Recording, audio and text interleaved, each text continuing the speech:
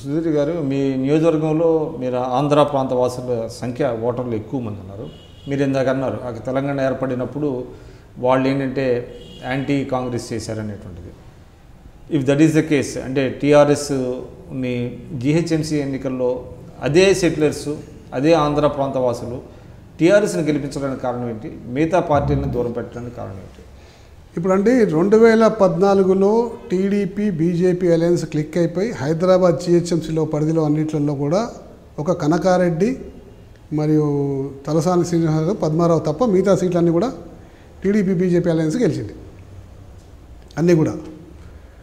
అప్పుడు అందరూ కూడా చాలామంది టీడీపీ బీజేపీ అలయన్స్కి వేశారు. అప్పటికి మళ్ళీ జిహెచ్ఎంసీ ఎలక్షన్స్కి వచ్చే వరకు ఏమైపోయిందంటే చాలామంది టీడీపీకి వెళ్ళి టీఆర్ఎస్లో చేరిపోయారు. చేరిపోయినప్పుడు సెటిలర్స్ అందరూ కూడా ఒక ఆలోచన చేశారు. ఏం ఆలోచన చేశారంటే, మనం ఎంత చేసి మళ్ళీ టీడీపీ బీజేపీని గెలిపించినా కానీ వాళ్ళు ఖచ్చితంగా పార్టీలో ఉంటారని నమ్మకం లేదు, మళ్ళీ టీఆర్ఎస్లో చేరిపోవాల్సింది. రెండవది, టీఆర్ఎస్ అప్పటికే గురుకుల ట్రస్ట్లో ఇల్లు కూలగొట్టడము, పరోక్షంగా కొంతమందికి మీరు మా లైన్లోకి వస్తారా రారా, లేకపోతే మీ పని కూడా పడతామని ఒక పరోక్షంగా హెచ్చరిక లాంటివి చేయడము, అయ్యప్ప సొసైటీ పరోక్షంగా హెచ్చరిక లాంటివి చేయడం.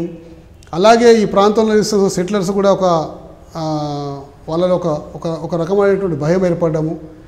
పోనీ టీడీపీ బీజేపీ అలయన్స్ మళ్ళీ గెలిపిద్దామంటే ఈ పార్టీ ఉండేది కాదు, ఎందుకంటే మళ్ళీ టీఆర్ఎస్లోకి వెళ్ళిపోతారు. మరి ఇటువంటి తరుణంలో మా నిర్ణయం ఏం తీసుకోవాలని ఆలోచన చేసి కాంగ్రెస్ని మాత్రం గెలిపిస్తే టీఆర్ఎస్ని గెలిపిద్దాం అని ఆ నిర్ణయానికి వచ్చి గెలిపించారు. సో అంటే వాళ్ళ పర్సెప్షన్లో మార్పు వచ్చి టీడీపీ బీజేపీ అలయన్స్ కూడా 2014లో వేశారు, 2015లో జిహెచ్ఎంసీ ఎలక్షన్స్లో వేయలేదు ఓటు, టీఆర్ఎస్కి వేశారు. కాబట్టి ఈ బ్యాంకు కూడా టీఆర్ఎస్కి పోవడం వల్ల టీఆర్ఎస్ మరింత బలపడి 99 సీట్లు ఇక్కడ గెలవడం జరిగింది. సార్, మీరు రాజశేఖర రెడ్డి గారు 2009లో చనిపోయినప్పుడు పావురాలకోట ప్రమాదంలో, ఆ తర్వాత జరిగినటువంటి తదనంతర పరిణామాల్లో అప్పటికి రాష్ట్రం బైఫర్కేషన్ అవ్వలేదు, మీరు కూడా వైఎస్ఆర్సీపీకి వెళ్ళాలి అనేటువంటిది ఒక ప్రతిపాదన వచ్చినట్టు అంటే ఎప్పుడూ లేదండి. వైఎస్ఆర్సీపీ రాజశేఖర రెడ్డి కుటుంబ సభ్యులు నిజంగా కూడా చాలా నాకు సన్నిహితులు. రాజశేఖర రెడ్డి గారు చనిపోవడం అనేది నిజంగా బాధాకరమైన విషయం. వాళ్ళ కుటుంబ సభ్యులు ఏ పార్టీ పెడితే ఆ పార్టీలో చేరాలి లెక్క ప్రకారం. కానీ రాజశేఖర రెడ్డి గారు చనిపోయే వరకు కాంగ్రెస్ పార్టీని అంటిపెట్టుకొని ఉన్నారు. చనిపోయే వరకు కాంగ్రెస్ పార్టీ ఉన్నత శిఖరాలను తీసుకొచ్చిన ఘనత ఆయనదే. దాన్ని తీసుకొస్తానికి ఎంతో కష్టపడ్డాడు.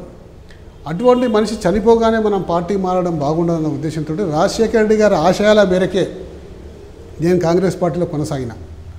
ఇప్పటికి కూడా నా ఇంట్లో రాజశేఖర రెడ్డి గారి ఫోటోనే ఉంటుందండి. నా ఆఫీస్ రూమ్లో రాజశేఖర రెడ్డి గారి ఫోటో లేనిది నేను ఎప్పుడు కూడా ఉండలేదు. ఇప్పటిదాకా రాజశేఖర రెడ్డి గారి ఫోటోనే పెట్టుకుని అప్పటి నుంచి ఇప్పటి వరకు ఉంటుంది. ఇంకా నాతో పాటే ఉంటుంది ఆ ఫోటోని. ఇప్పుడు 2009లో ఆయన చనిపోయిన తర్వాత కొంతమంది శాసనసభ్యులు ఆయన పట్ల అభిమానంతో జగన్ గారిని సీఎం చేయాలనేటువంటి దీంతో కొంతమంది సంతకాలు పెట్టారు. ఆ బ్యాచ్లో మీరు కూడా ఉన్నారా? నేను కూడా పెట్టాను. అంటే ఈ ప్రపోజల్ మీరంతా మీరు చేశారా, లేకపోతే జగన్ గారి తరఫున ఎవరన్నా చేయించారంటారా? ఎవరు చేశారో అదే సంతకాలు పెట్టాలి. జగన్ గారు సీఎం అయితే మాకు ఇంకా అంతకన్నా సంతోషకరమైన ఏముందని చెప్పేసి సంతకం పెట్టడం జరిగింది.